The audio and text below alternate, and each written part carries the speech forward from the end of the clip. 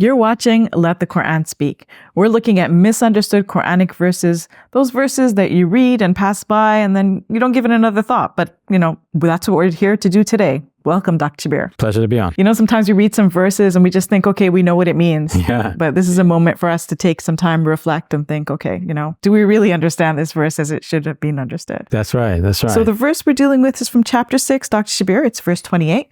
And it goes like this. The truth they used to conceal will become obvious to them. And if they were brought back, they would return to the very thing that was forbidden to them. They are such liars. Yeah.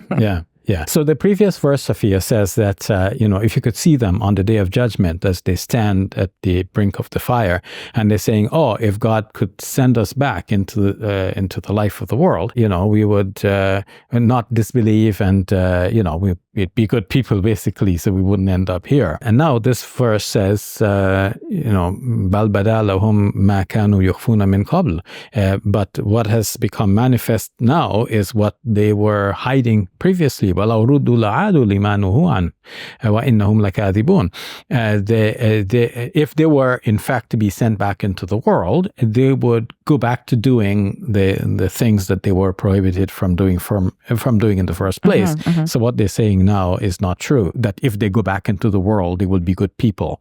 So a misunderstanding arises in the minds of some Muslims in trying to support the idea that God has somehow pre-programmed people to be what they are, and that he knows in advance, okay, I'm creating these people, these are going to be the good ones, I'm creating these others, these are going to be the bad ones. Then he sends them into the world, and the bad ones are bad ones, and he knows in advance that they're going to be the bad ones, and they cannot be anything but the bad ones that he knows them that they're going to be in the first place, right? So those who have this all dichotomized in their minds like this, thinking good people, bad people, God created them the way God wanted them, and they're just the way God wanted them. They try to justify that by pulling on this verse of the Quran or that verse of the Quran. This is one of the verses. So they say that this verse indicates that God knows in advance that if those people go back into the world, they will commit the wrong all over again. So that means God has advanced knowledge of what people are going to do. And no Muslim can dispute that God has advanced knowledge. If somebody's going to do something definitely so, then God knows that this person is going to definitely do that thing which that person is definitely going to do. But if God created a person with the possibility of choosing right or choosing wrong, then that remains a possibility, and God knows all of the possibilities, and you don't need to stretch it beyond that, right? Because if you want to cancel the possibility and make it now a reality, it's no longer a possibility, then God knows the reality. But if you keep it as a possibility, then God knows the possibility, right? What more do you want? Some say, well, no, look, God knows in advance what people are going to do.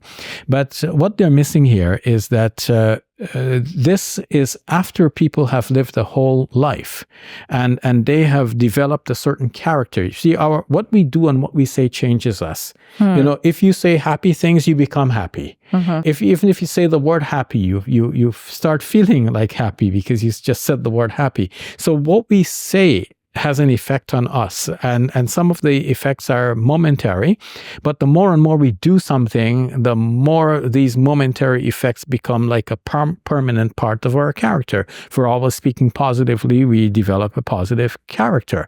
If we always are speaking negatively, then we develop a negative mindset. It just so happens. People, by committing sins, develop a sinful character, and once they develop that sinful character, give them more time in this world, they're going to just commit more of the sins because that's what they have become accustomed to.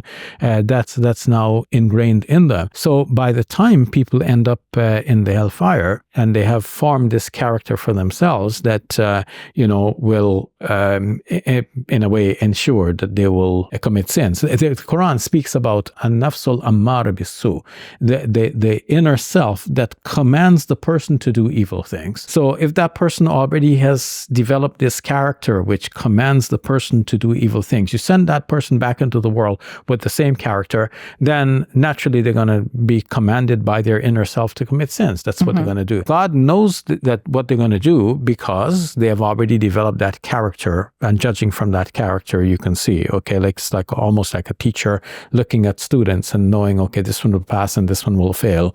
And it's not the teacher making them pass or fail. The teacher just knows in advance based on the characteristic that they've already been exhibiting. Could it also be like a warning, Dr. Shabir? Like, not necessarily like God is saying, okay, you're already a lost cause, but like, look, you could be a lost cause, It's an interesting thought, though I don't read it that way. I haven't thought about it from that perspective. Okay.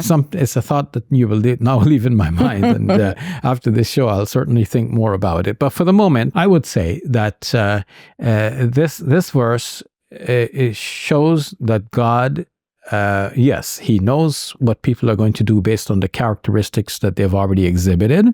But this is different from saying that God created them with that very character and then is going to punish them for the fact that they had bad character, right? That is commanding them to do evil things. So I don't think that this verse actually is a proof in support of the idea that God somehow pre-programmed people to do the evils that they are doing and then punishes them for doing the very evils that he pre-programmed them to do. But rather, God created people given the choice of both good and evil. Those who choose good, God's promise is that he will give them paradise. Those who choose evil, God's warning is that he's going to give them hell, and that will be totally justified. All right, we'll leave it at that. Thank you, Dr. Shabir. You're welcome. Assalamu alaikum. Welcome to Muslim Media Hub, the new home of Let the Quran Speak. Here we spread positivity and good. We help people experience the beauty of Islam and help them appreciate and understand Muslims. This beautiful building we purchased, Dad, cost $2.3 million. Yeah, we've already raised a third of that money, and with your help, inshallah, we can pay off the rest. So we're looking for people who can give $1,000 each. If you can be part of the select group, that's amazing. Otherwise, just please give whatever you can. Every dollar counts. It's our collective responsibility to share the message of Islam with our fellow human beings. Please help us continue this good work. It's a sadaqah jariyah, something that will continue to be a benefit to the Muslim community long after Safiya and I are gone.